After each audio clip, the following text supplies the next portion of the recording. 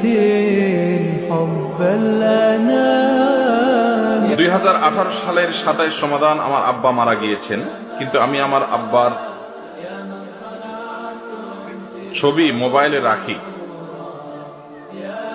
এতে আমার গুনাহ হবে কিনা?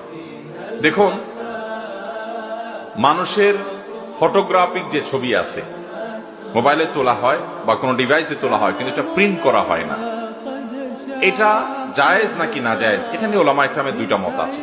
এক শ্রেণীর ওলামা ইকরাম এটাকে জায়েজ বলেন, আর এক শ্রেণীর ওলামা ইকরাম এটাকে না জায়েজ বলেন। তবে প্রিন্ট করা ছবি, তুলিতে আঁকা ছবি, এটা না জায়েজ হারাম হওয়ার ব্যাপারে পৃথিবীতে কোনো আলেমের কোনো দ্বিমত নাই।